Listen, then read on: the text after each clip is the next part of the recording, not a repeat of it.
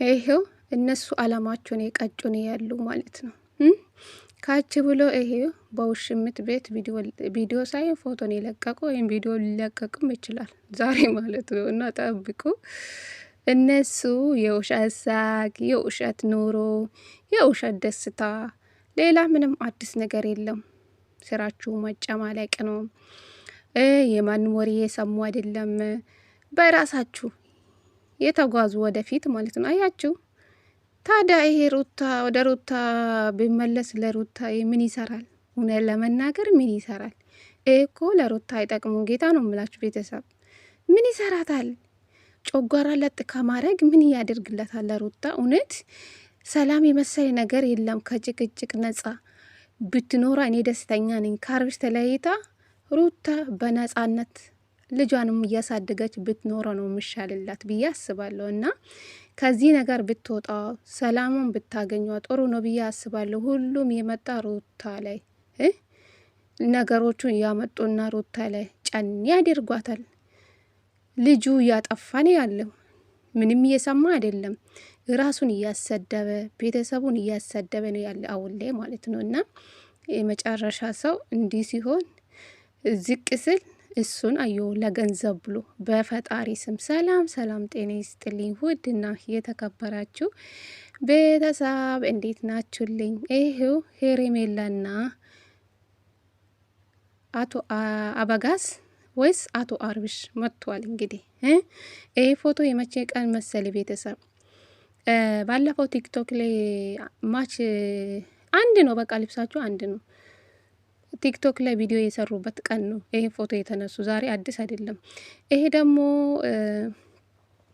ይሄ ዛሬ ሊሆንም ይችላል። ይሄ ባር ውስጥ የሆኑ የተነሱበት ፎቶ ወይም ቪዲዮ የሚለቀቅም ይችላል።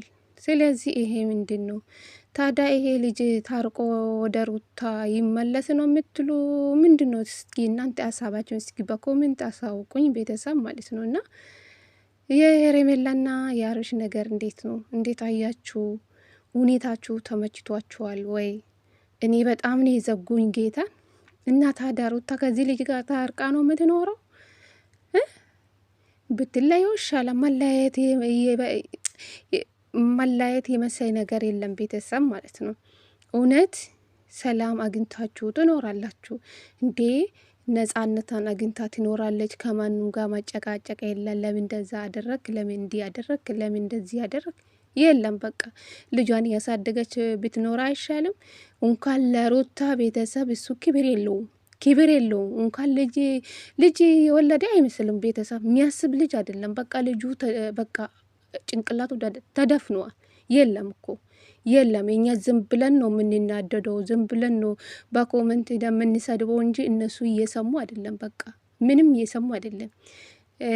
እንግዲህ እቺ ልጅ ነገ እሱን ትታ ወደ ሌላ ወንድ መሄድ እንዴት ታውቃላችሁ? እስኪ ቤተሰብ መሄድ እኮ አይቀርም ወደ ሌላ ወንድም በዚህ ሁኔታ ማለት ነው። እና እንግዲህ እሷ የመጣችው ባለትዳር ወንድ ላይ ነው የመጣችው። እንግዲህ አብርሽን ትታ ደግሞ እሱን ቤት አስቀምጣ ወደ ሌላ ወንድ መሄድም ማን ያውቃል? ይሄ ነው በቃ ስራው ይሄ ነው። ደግሞ እቺ ማን የሚፈልጓት በየቦታ እንጃ። ልጁ እኮ የእውነት ፈረንጅ ቢሆን እኮ ደሙ መጣም ትጠጣለች ብዬ አስባለሁ። ግን አበሻ መሆን ነው ጥሩ የሆነ ማለት ነው። የሳመች በየደቂቃ የሳመች በስማ ስንት ጊዜ ሳመችው? እስኪ እናንተ እቺ ሴት ናት ግን ሴት አትመስለኝም። እቺ ጋላሞታ ሀላሌ ዘልዛላ ለቤተሰብ ክብር እያጣች ሴት ናት። እቺ የእኛን አትወክልም። እውነቴ ነው የምላችሁ እንዴ። እኛ ለምንድን ነው በሷ ምክንያት ራሳቸው ለምንድን ነው ዝቅ የምናደርጎች? ባለጌ አንድ ሴት ባጠፋች ልክ ሁሉም ሴቶች እንደሷ ነው የምንሆነው። አያታችኋል? ባልና ሚስት እንኳን እንደዚህ ቢሆኑ ጥሩ ነው። አያችሁ? አንድ ቤት አንድ ባህር ላይ ሆኖ ቂጧ ድረስ ይታያል። ይህስ ምንድን ነው ታዲያ? አብርሽና ሄሬሜላ አንድ ቤት አላደሩ ነው የምትሉ ወይስ ምንድን ነው? አደሩ እኮ አደሩ። ነገሩ አልቋል መሰለኝ። እንግዲህ ቀምሷ ሁሉም ነገር ባይቀምስ እንደዚህ አይሆንም። ገባችሁ? ትላንትና በተሰራ ቪዲዮ አውቆ ነው አርቦ አደሩ ተባለው እንጂ አውቆ አደሩ ግጥም አድርጎ ባለፈው እራት የጋበዛት ቀን ነው የጋበሳት ቀን ነው ከሱ ጋር ያደረው ማለት ነው። ከዛ በፊትም ሊያድርም ይችላሉ በሩታ ቤት ማለት ነው። ስለዚህ ነገሩ አልቋል።